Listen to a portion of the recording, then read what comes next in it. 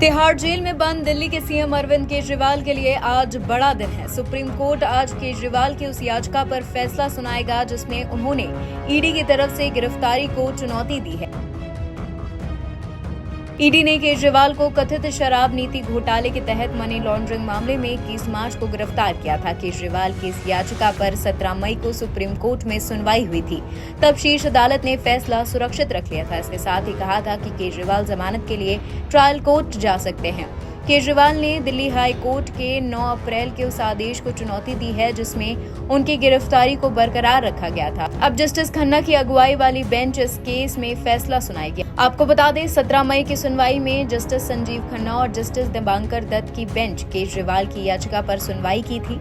इस दौरान ईडी की तरफ से additional solicitor general CV Raju और केजरीवाल की तरफ से वकील अभिषेक मनु सांघवी ने दलीलें रखी थीं। आपको बता दें दिल्ली के सीएम अरविंद केजरीवाल ने गिरफ्तारी और उसके बाद ईडी की हिरासत में भेजे जाने को लेकर दिल्ली हाई कोर्ट में याचिका लगाई थी।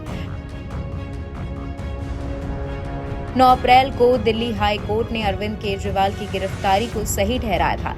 इसके बाद हाई कोर्ट के इस फैसले के खिलाफ दिल्ली के मुख्यमंत्री सुप्रीम कोर्ट पहुंचे।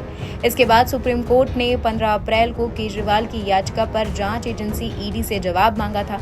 दरअसल दिल्ली हाई कोर्ट ने अरविंद केजरीवाल की गिरफ्तारी को सही ठहराते हुए कहा था कि इसमें कुछ अवैध नहीं है, क्योंकि केजरीवाल कई समन भेजे जाने के बाद भी पूछताछ के लिए ईडी के सामने पेश नहीं हुए थे। इसके बाद ईडी के पास उन्हें अरेस्ट करने के अलावा कोई रास्ता नहीं बचा था।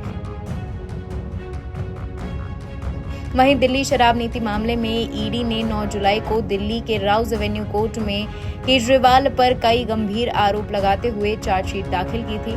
208 पेज की चार्जशीट में दिल्ली के सीएम अरविंद केजरीवाल को इस केस का सरगना और साजिशकर्ता बताया गया था। चार्जशीट में कहा गया था स्कैम में मिला पैसा आम आदमी पार्टी पर खर्च हुआ है।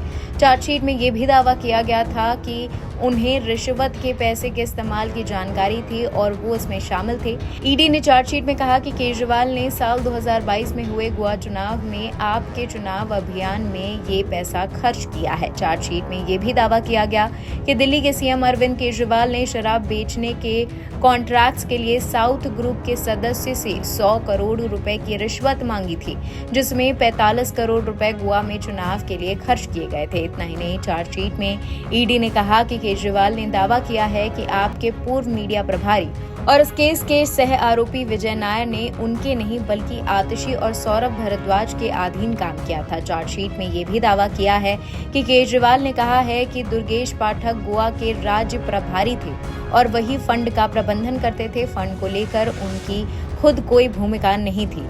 उन्हें भारत राष्ट्र समिति के नेता की कविता की घूस नहीं मिली थी। आपको बता दें कि इसमें पहले दिल्ली हाई कोर्ट में सीएम अरविंद केजरीवाल ने ईडी के एक्शन का विरोध किया और कहा था कि उन्हें झूठे और मनगढ़ंत कहानी में फंसाया जा रहा है और उनकी गिरफ्तारी पूरी तरह अवैध है। एनबीटी ऑनलाइन की रिपोर्ट।